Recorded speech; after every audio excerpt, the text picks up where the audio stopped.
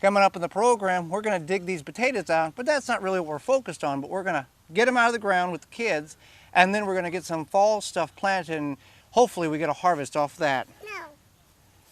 And we'll talk about how you can blanch your leeks in the garden. We're not talking about cooking them in the garden. Find out that and a whole lot more coming up today on the Wisconsin Vegetable Gardener.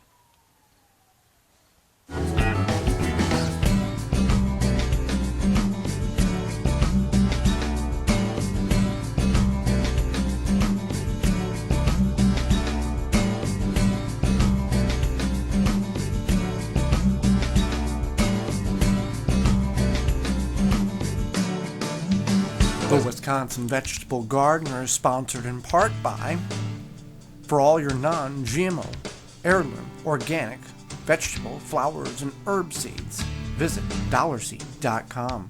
Sioux Growing Supply, located in Wausau, Wisconsin, focusing on certified leaf compost, an excellent amendment for poor soil, retains moisture and adds nutrients, which equals less watering.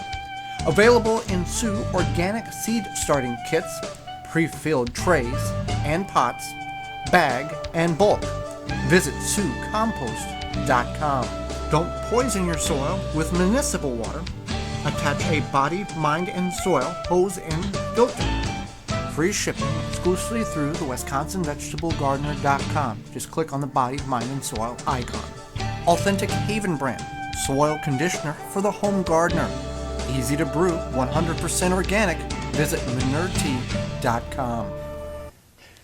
Welcome to the Wisconsin Vegetable Gardener. I'm Joy Baird. We're in the sister-in-law's backyard garden here, and we're digging potatoes up. Now, we've dug potatoes at the big garden already, and these are some varieties from Wood Prairie Farms. Oh, look at those, Danny, that we have planted here. Now, some of them are not ready, and we're going to leave that one grouping of potatoes. Those are more of a late variety, but we're going to get 1, 2, 3, 4 rows dug up here, and then we're going to come back in and we're going to get some fall stuff planted. We're going to throw some lettuce in here, some radishes, some turnips, some peas. Really not make rows, just kind of broadcast the seed and just kind of see what comes up. Now, we've been very fortunate enough here that we had a nice rain last night, which is going to make this potato harvest a whole lot better. So Danny and I are going to dig these up. Then we'll come back and we'll decide how we're going to utilize this area for some fall planting, which will give us about another 60 days of potential growing time here in southeast Wisconsin. Oh, Danny. All right, here we go. Ready to dig? See what we got here, Danny. Here, look at this, Danny. Look at these. So we're digging them up here. I'm not sure what variety this is.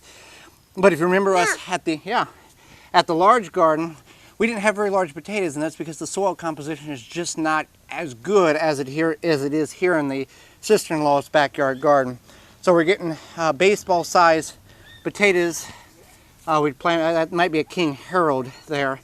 So that's just a few of the potatoes, Russian banana fingerlings, and we'll see what else we get to flip up here. There might be something more there. There's another nice one. So it all depends on your soil composition. So we'll get the rest of these harvested, and then we'll come in here and get some fall stuff planted. So Danny and I, my nephew, helped harvest. Well, he did what he could.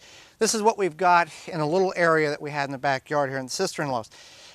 These are very nice potatoes. So Wood Prairie Farms has come through again with very nice potatoes that we've harvested.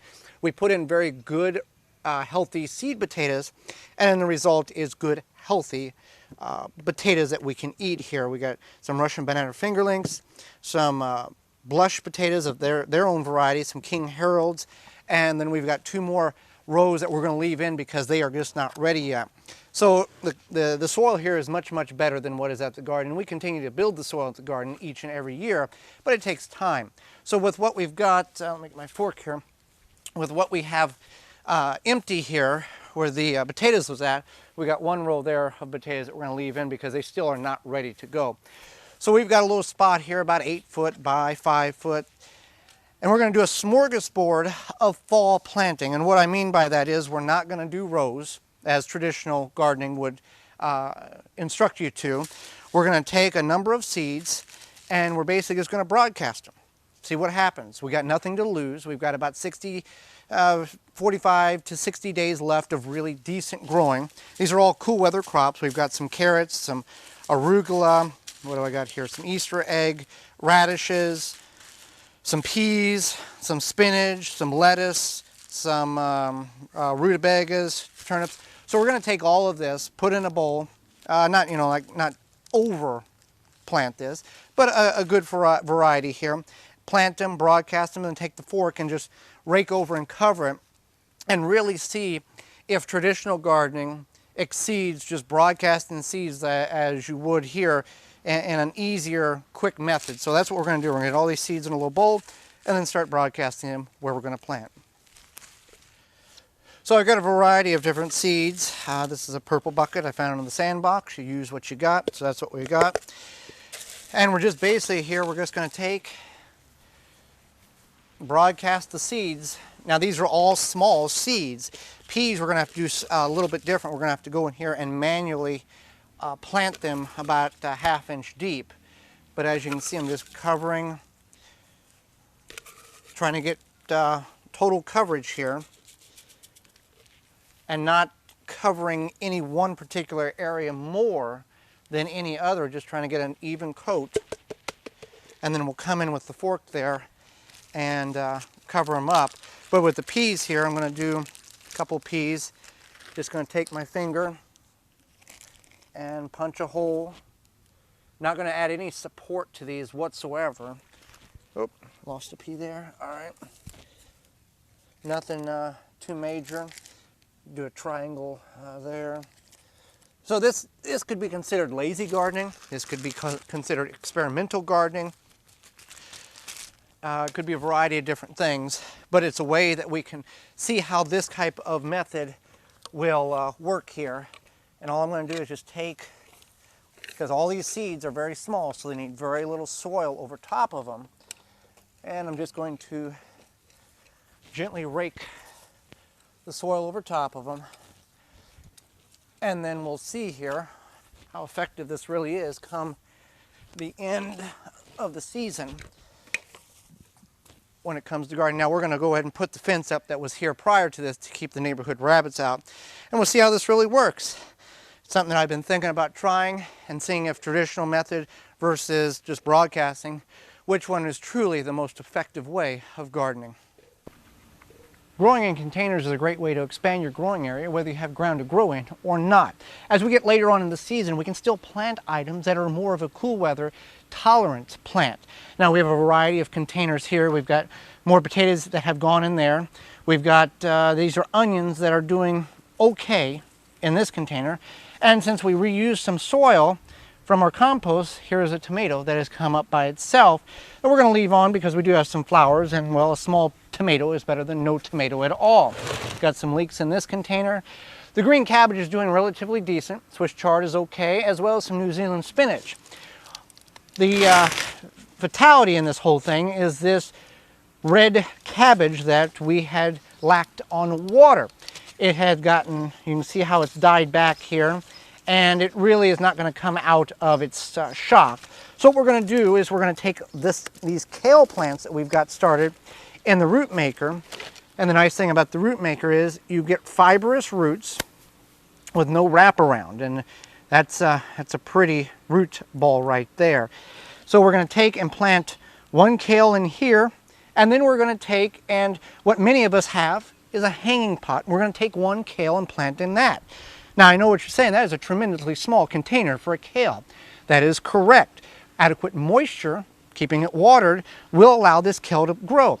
Some of you may not have a ground garden to grow in, and a hanging pot can be hung outside of a window or on a porch, deck, or patio, and by keeping it watered, it will grow. Now, you can mulch this with dry grass clippings, wood chips, sand, or a straw, variety of different mulches. In a very, very hot conditions or environment, you're going to have to water this a couple times a day or bring it inside during the hottest portions of the day. So keep that in mind. So we'll extract this red cabbage here. and throw that in the compost pile because that was our neglect, and that's what it was the end of killing that. So what we want to do here is we want to take our trowel and just dig a hole in the center here for our kale. All right, nothing fantastic, special, anything like that. We'll just take the kale and we'll put it right in the center, bury it to the depth that it was in the root maker. We still have some leaves here that we used for mulch when we planted the cabbage. We'll water that in and make sure that doesn't die, and that'll be a good plant for kale, or that kale plant will be good there. Now with the hanging baskets come in a variety of different sizes. This is what I would consider a smaller size, so we're going to make a hole there. And we're going to pull this guy out. And we're just going to plant him the same way. Then we can take and hang this on our porch rail, and we can have kale right outside the window, or right outside the door. So growing in containers is a great way to expand your growing area, whether you have ground to grow in or not, in large containers and small. As we get into later portions of summer, we need to continue to keep in mind that we need to take care of our tomato plants. These tomato plants have some blight. Even with the application of whole grain cornmeal, we have had moisture throughout the summer where stuff splashed up, and the leaves that we had put down as mulch has now biodegraded into the soil and fed the soil. So we're not disappointed in that. So one of the things you want to keep in mind here is one of the ways to reduce the amount of blight, which is a fungus in the soil that all soil has. You can't burn it out or bake it out or scorch it out. It's going to be there. We want to keep the bottom 6 to 8 inches of the plant trimmed from the base of the soil. Now, we all have issues like this, most of us do, where the tomatoes are larger and they are out of control and they fall over. That's just something that we have to deal with. Now, if you do have a severe case of early blight, you can remove as much foliage as you can without, about 25% is all you're really wanting to, at maximum you want to remove from the plant. You take too many leaves and stems away, you're going to end up killing the plant because it won't have enough sunlight to grow properly. So there's a couple of things you can look at. How much longer is your season? If you've got another 30 days till frost or 60 days till frost, really determines how much energy you want to put in to trimming your tomatoes to try to get rid of the blight in them and preventing other splash up from when it rains. Another thing you want to consider is if it is early blight, that's easy to control. If it is late blight, there's no known cause. You can use a copper fungicide, which will greatly reduce the effects of it until you can get your harvest. But identifying which one you have is very important. If you have late blight, the best answer that anybody can give you is go ahead and extract the tomato plant from your garden, dispose of it off your property, or burn it immediately, because it is an airborne fungus that can eradicate a whole bunch of tomatoes very quickly. Early blight is a much more easier fungus to control. So trim your tomatoes to better air circulate and prevent a lot more splashback when it rains.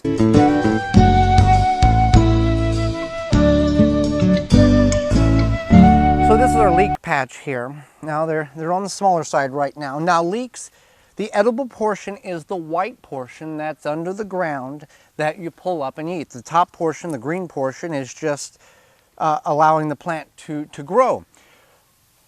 Blanching is a term that can be used in two different scenarios. One, blanching can be when you bring produce inside, you put it in a hot bath, and then you put it in a cold bath, and then you preserve it. That's one way of blanching. Another definition of blanching is preventing light from getting to a crop and preventing it from photosynthesizing so you can remove the greenness from it. Now this is very popular in when you grow cauliflower. If it's not a self-blanching variety, you have to cover the leaves, the head of the crop, the head of the cauliflower with the leaves to prevent the sun from changing colors. Celery, you can do that as well if it's not a self-blanching. Leeks, you can also do that with. Now there's a couple of techniques that you can go about doing this. One is simply, let's go and focus on this one. What we can do here is we can take newspaper and wrap around the bottom portion of the stalk. Not tight, not super tight, but enough to prevent the sunlight from getting in there. You could also, if you're doing something, you could also cover it with like a container, a pot, or a bucket, but we don't want to do that. You can also grow in darkness, and that will cause them to blanch, but we don't want to do that either. Can't really do that outside, but that's some other option. So you can wrap it with newspaper, prevent the light from getting it.